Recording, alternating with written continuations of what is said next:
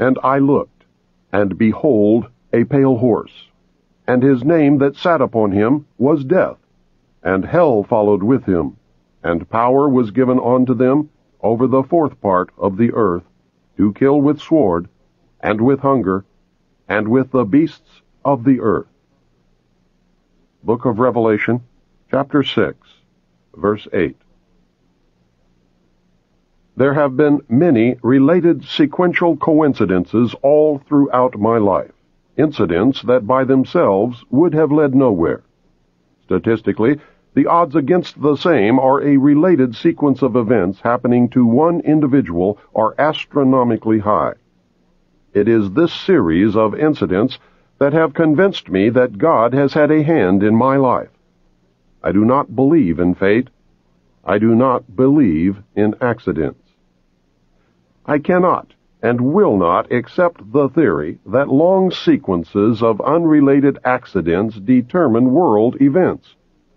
It is inconceivable that those with power and wealth would not band together with a common bond, a common interest, and a long-range plan to decide and direct the future of the world.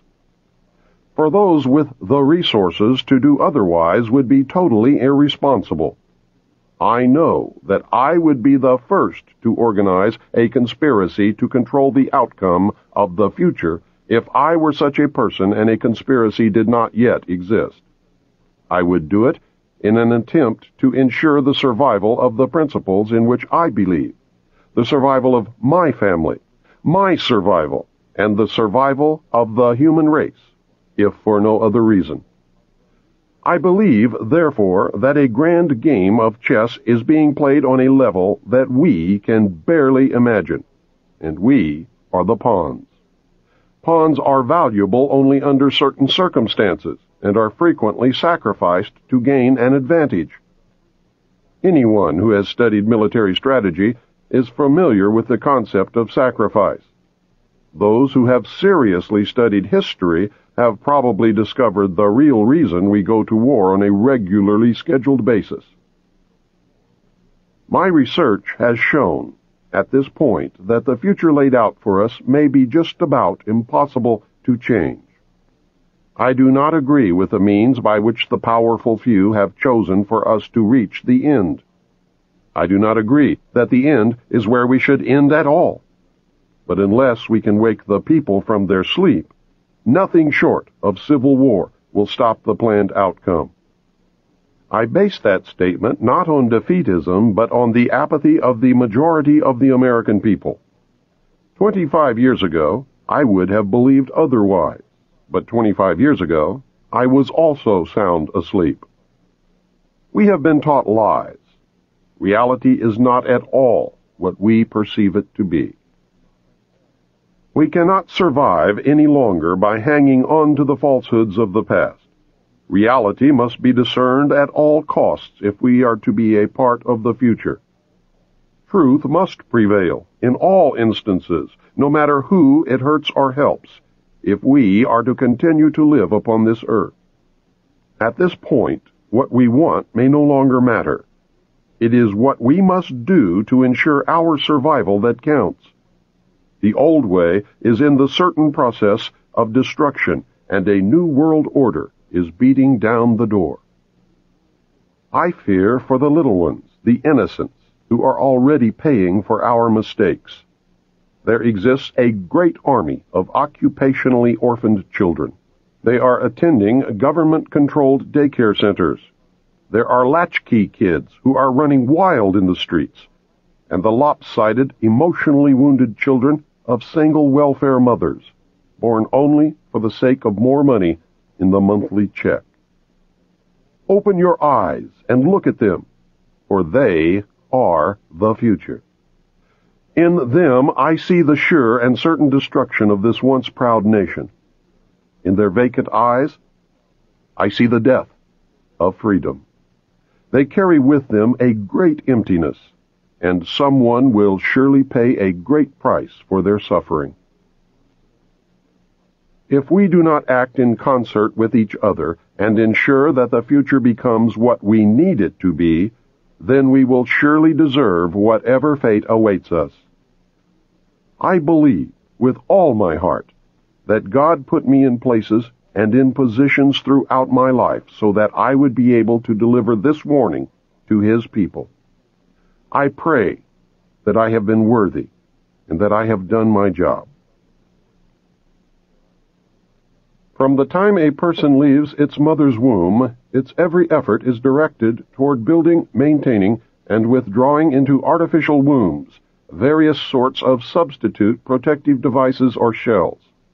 The objective of these artificial wombs is to provide a stable environment for both stable and unstable activity, to provide a shelter for the evolutionary processes of growth and maturity, in effect, survival, to provide security for freedom, and to provide defensive protection for offensive activity. This is equally true of both the general public and the elite.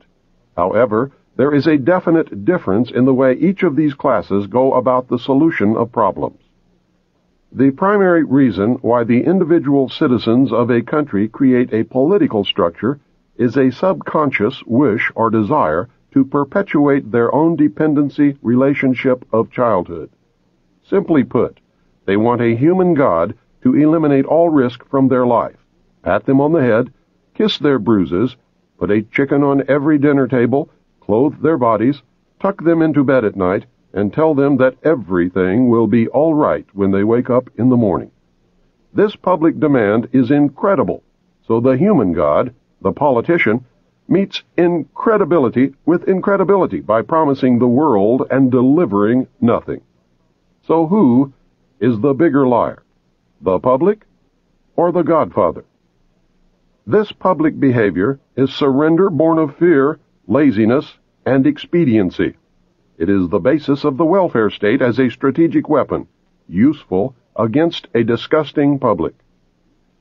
Most people want to be able to subdue and or kill other human beings which disturb their daily lives, but they do not want to have to cope with the moral and religious issues which such an overt act on their part might raise.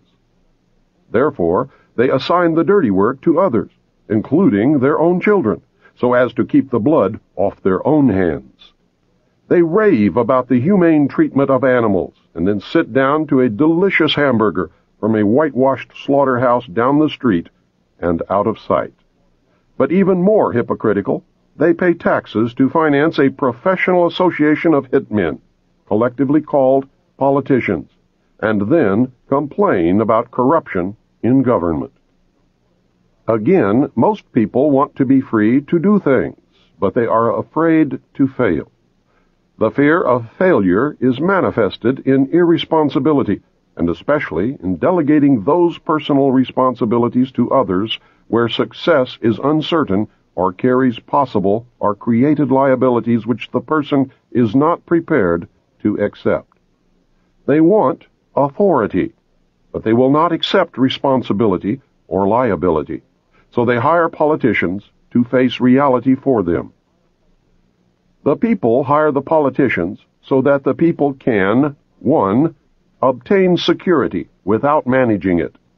2. Obtain action without thinking about it. 3. Inflict theft, injury, and death upon others without having to contemplate either life or death. 4. Avoid responsibility for their own intentions.